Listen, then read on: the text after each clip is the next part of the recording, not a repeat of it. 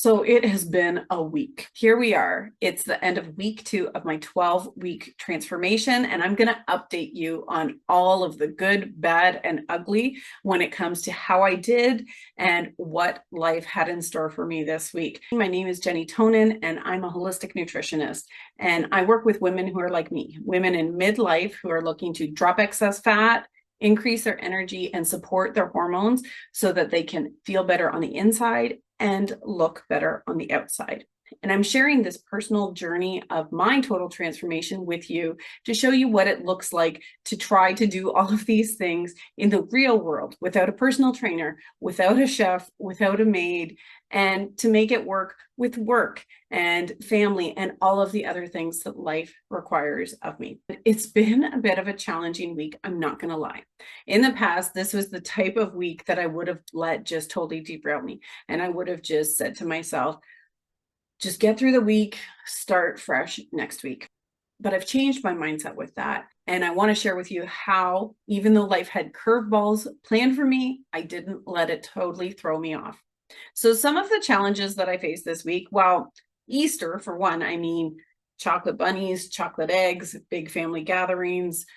There were a lot of reasons why I could have let this week throw me off. But I decided that this was a great opportunity to really focus on what I wanted and to not let those little exceptions of a holiday totally throw off the entire week. On top of that, I had a few things happen that I totally didn't expect that made me have less time, less energy, and definitely less patience. So the first thing was my one daughter came down with a cold, and I could even feel myself fighting this cold. Didn't get the best of me, but I could feel it. I pushed through. I didn't get the cold, thankfully. But definitely I got less sleep because she wasn't sleeping well, and I had less time because I was spending more time taking care of her and helping her to feel better. But on top of that, my other daughter, her carpool was unexpectedly canceled. So that left me scrambling, having to drive her to and from school while we try to figure out some alternative arrangements. And that left me also with less time because I was in the car, dropping her off, picking her up, doing all of those things.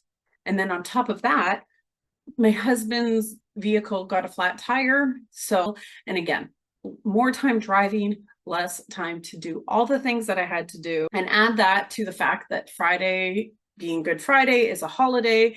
And so I already had a compressed work week with still the same amount of things that had to get done in less time. So I really felt this week like there was a huge time crunch. I just did not have the extra time that I wanted to have to focus on myself, but I knew I had to make this work. And of course, Easter was just, that icing on the cake. We have a couple of big family gatherings over the weekend, and we had one on Friday, we had one on Saturday. Thankfully, it's just my immediate family tonight, so it's not too big of a deal. I was hosting a big family dinner, so shopping and cooking and all of the things that were involved in that was a huge drain on not only my time, but my mental bandwidth. I had to figure out what I needed to buy and navigate shopping, and the grocery stores were crazy. And then there was extra treats and desserts and all of the things that I don't want to eat ever, but especially right now during my 12-week transformation and having to navigate saying no to pushy family members and all of that stuff. So this week felt really challenging. On Thursday night, I woke up at 2:50 in the morning thinking of all of the things that I had to do that day, and I couldn't fall back asleep, which almost never happens to me. So I felt all week like I was running around like a chicken with my head cut off and putting out fires and trying to take care of everything with no time, but I still did well. So now I want to share with you what worked amidst all this chaos. So for the most part, I knew the holiday was coming. I was mentally prepared for that. And I knew that I was going to really focus on staying true, as true as possible, I should say, to my eating goals as well as my movement and activity goals. And just because there was a couple of dinners and celebrations going on didn't mean that I had to let the whole week go. So I felt really good about my consistency, all things considered. I focused on eating a nice high protein diet, getting in healthy fats and some low carb veggies, as well as low sugar fruits to keep me full and satisfied and nourished and satiated throughout my days, and to help keep me extra energized amidst all of the things that I was doing. And I also focused on making sure that I got in enough water.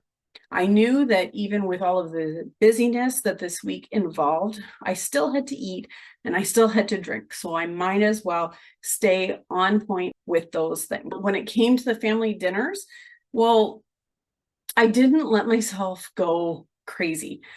I had some discipline, but I also wanted to indulge and enjoy to a degree too, because I am a big believer in having, that ebb and flow of life. There's times for feasting and times for famine, so to speak. When it was time for the Easter dinner meal, for example, we have a big turkey dinner always, and I love a big traditional turkey dinner. It's one of my all-time favorite comfort food meals.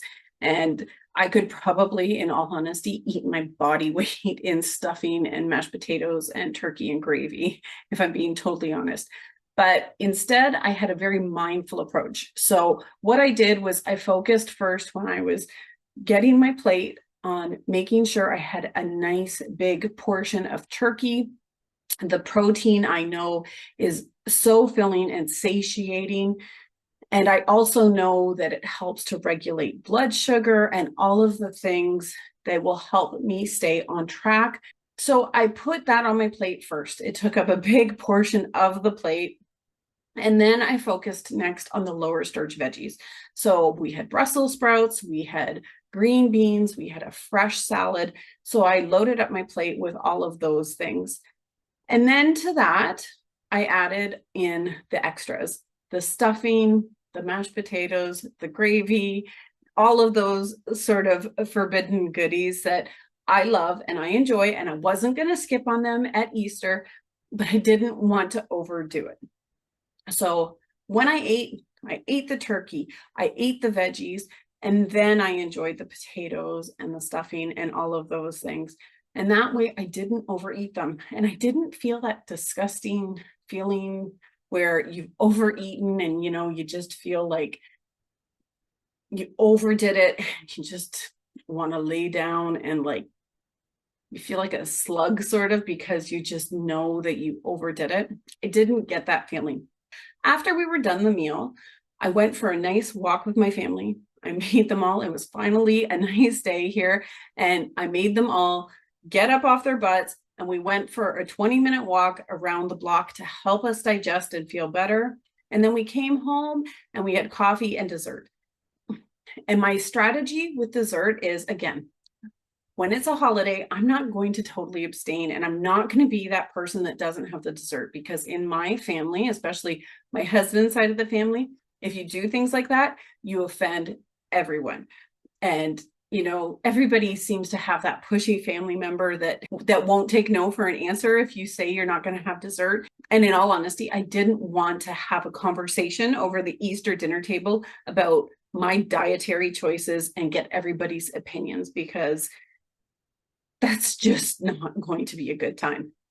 So instead, I just took a smaller portion of the dessert, and I have found, and studies have shown, that it's really only the first few bites of a meal where you get the maximum pleasure sensation. So for desserts, having only a few bites of the dessert is in your brain as satisfying as if you eat the whole thing. So with that said, all I did was I had a few bites of the dessert, and let's be real, I wasn't hungry after the turkey and the stuffing and the mashed potatoes and the veggies and all the things I'd already had. So I had a little bit of the sweet, a little bit of indulgence because it was a holiday, but I didn't overdo it. And that really helped me to feel good. It allowed me to feel that I had done something indulgent without overdoing it. And this is a big part of my approach. I don't believe in crash diets. I don't believe in totally cutting out foods out of your life unless you need to because your body can't tolerate them or some extreme reason like that. But I believe in healthy moderation, healthy balance. And this is how we can get away from that all or nothing mindset of crash diets and restrictive eating and then binging and all of those unhealthy things that almost all of us women have learned throughout the years that have totally wrecked our relationship with food. So I had a little bit of extra, didn't overdo it, enjoyed myself, and came out of the meal feeling good, not feeling gross or like I totally destroyed all of the progress I made or anything like that. Now, exercising was a little bit of a challenge this week for a couple of reasons, but I made sure to get in my 3 strength training sessions this week because I knew that that was going to help me to feel good and on track and energized and focused. But I also wanted to make sure that I got in as much extra movement as possible because, like I said, the week was hectic already. And then I had all of these other things that came up. So I did my best to take my dog on extra walks, to get some extra steps in, to go for a walk on the treadmill when I was watching a couple of shows, just to do those little extra things to help keep me focused on my goals and doing the best I could, even though life was a little bit crazier than normal. My sleep was good and not good. So there was a couple of nights where I wear a watch that tracks my sleep score every night. And there was a couple of nights where my sleep score was the best I've seen in months. And I know that that was directly related to how much movement I was doing and also how on point I had been with my eating. But then there was a couple of nights where my sleep score was terrible. And we will talk more about sleep in an upcoming segment in this journey where I talk about the importance of sleep. But in brief, sleep is absolutely critical to helping you lose fat and also to help you to regulate blood sugar and insulin and control cravings. Because when you don't get enough sleep, you crave the starchy, sugary foods. Your body also doesn't handle them as well, and it's a whole negative hormonal cascade. So I didn't sleep as well for a couple of reasons. One, when my daughter wasn't feeling well and she was waking me up. And then Thursday night, I actually woke up in the middle of the night thinking of all the things that I still had to take care of. And Friday being a holiday, and it just got me stressed out. And I was just, thinking in the middle of the night, which is not going to help. I didn't overdo it with coffee. Instead, I had a bit of extra green tea on those days.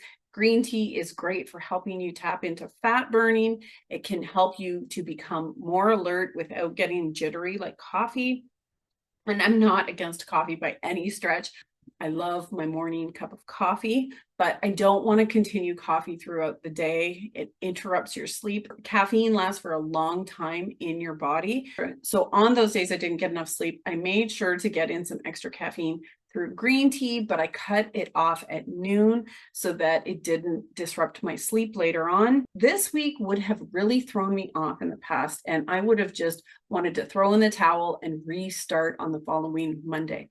But I kept my focus on progress instead of perfection. I gave myself permission to pause and not spiral. On those crazier days, I really focused on the basics. So water, getting extra sleep as much as I could, and staying as on point as possible with my nutrition. When I had cravings, I allowed them to come up. I didn't suppress them. I didn't pretend they weren't there. I didn't beat myself up mentally for seeing the desserts and being tempted, because I'm human and I am not here to pretend that desserts and treats aren't delicious. So I allowed those cravings to come up without judging them. And I didn't throw in the towel.